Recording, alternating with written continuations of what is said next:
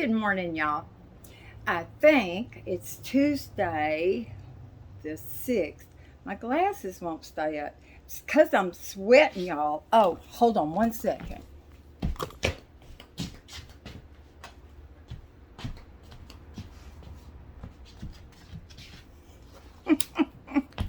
I'm so predictable. You know, I'm never prepared, especially today. I thought I'd try a new hairdo, though. Anyway, I made a list of things to talk about so I can try to stay on track. And it's going to take probably 2 videos. This is going to jump ahead, I think, of one or two that I haven't put out yet. And one of you sweet ladies, a couple of you actually, told me about some nasty remarks that people have made about Teddy. You can just jump in the lake, whoever you are, because I don't care. You don't know me. Anyway, that's enough of that. Now, I think I have found something to help me do the dishes. I was waiting for the roof to fall in. It's the absolute truth. This morning, and it's not so much dishes, there's not that many, but it looks like there is. Now, yesterday I was at the dollar store and I bought a couple of those little packages of plastic things. I mean, they're so good. You get two of them for $1. Anyway, yeah, dishes. This morning, I put my phone over by where I was doing dishes on the countertop in a safe place where it wouldn't get flooded with water. And I just happened to, on YouTube, the news came up. And so I started listening to that. And it seems like I'm not concentrating on the drudgery and oh, how many more I have left to do. Oh, well, so what if they're washed? Now I got to dry them. I tell you what, I am such a complainer. It's terrible, but it is what it is. We know who says that a lot. But anyway, there's that. And I'm going to start doing that if I can remember, because anything that will help me do it is amazing. Okay, bleach. Have y'all noticed that you can bleach almost anything? I'm serious. You see this top, this blue top? I wear it sometimes if I don't have an apron, or if it's by the door and somebody comes and I need to put something on really quick. Y'all, I have washed this thing. It gets really dirty outside. You know, I wipe my hands all over it myself. It's the front of me and my butt that gets so dirty. So I'm going to find an apron that has a butt cover.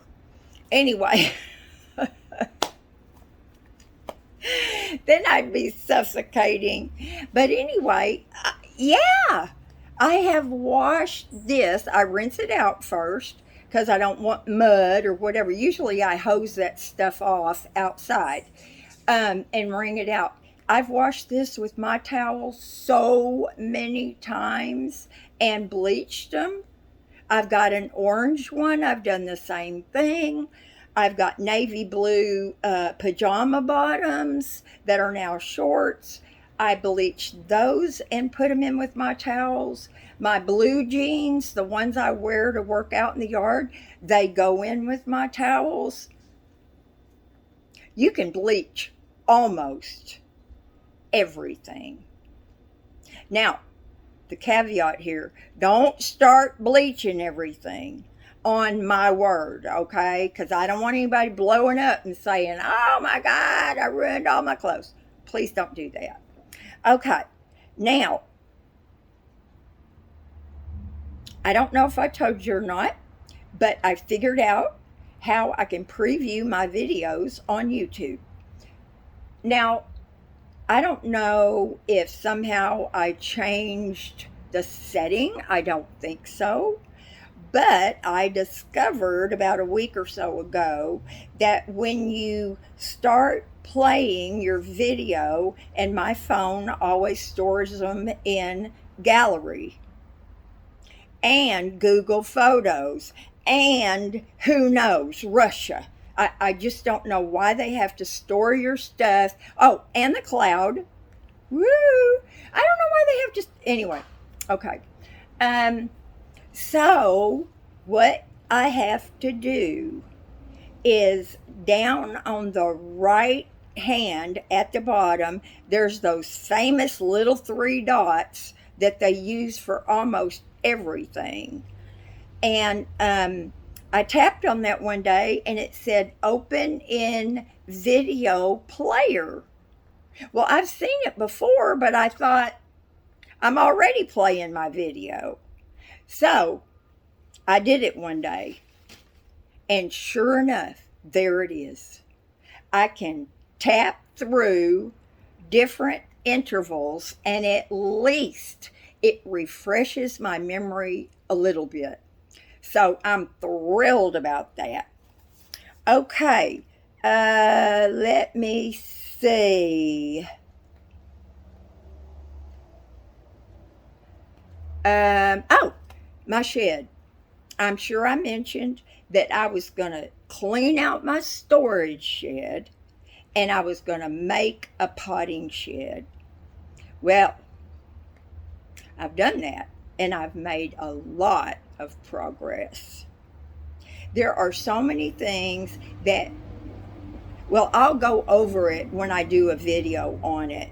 I am trying so hard to do things in order of importance, do a better job with that.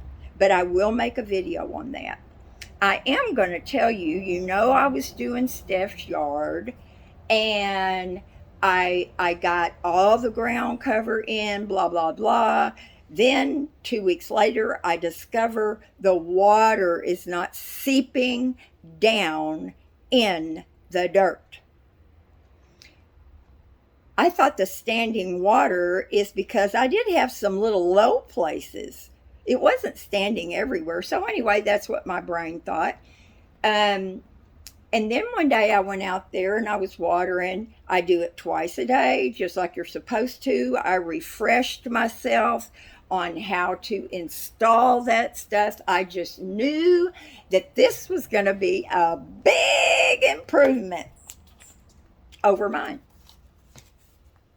Worse, much worse.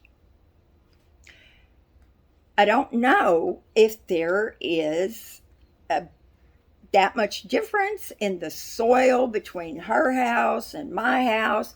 When I did the side yard next to my fence, I covered up all of her yard too over there, and it did just fine. But anyway, I picked up one little plug and it was dry as a bone. So I started looking and I started picking up plugs. Way over half of them dry as a bone. So they were dying. If they weren't all dead, they were on their way out. So, of course, I got on the internet, Dr. Google, and I said, I planted my ground cover and then 2 weeks later discovered that water was not getting to my plugs. Well, of course, the first thing they say is amend your soil. Amend your soil. And they talk about compost. Y'all know I did that. I put a layer of compost down. I worked that in with the spurs. And then I sprinkled it good so it could kind of settle down in. Then I put 2 layers of compost, and I was not stingy with it. That did not work. The next thing I read was to use coconut coir, And y'all know you use that in your soil mix for succulents. It keeps the ground from being too wet and being too dry. Luckily, I had almost enough plugs on hand to redo it. I got my coconut coir. I had 6 8-quart bags that I had bought to mix up succulent soil. I used them all. And I didn't just put it over the top and work it in. I mixed up soil 50-50, like it says, and the soil that they call it the native soil, and I mixed it 50-50, and that's what I planted the new plugs in. I did it just like they said. So proud of myself. I should have taken a picture of it. It looked really nice. I was just getting ready to do the flower bed up by the very front of Steph's trailer. Then I go out to water one morning, and there's some plugs just out of the ground.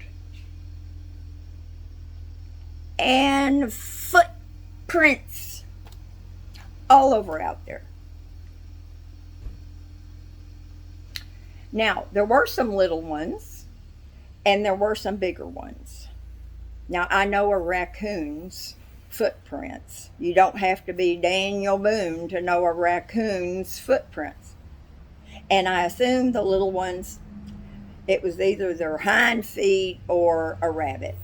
Well, Jerry came in and he looked at my security cameras, and sure enough, rabbits.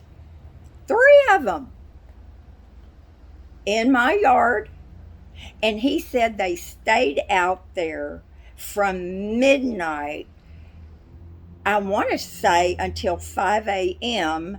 or maybe he said 3 a.m. I don't know, but they were out there for a long time.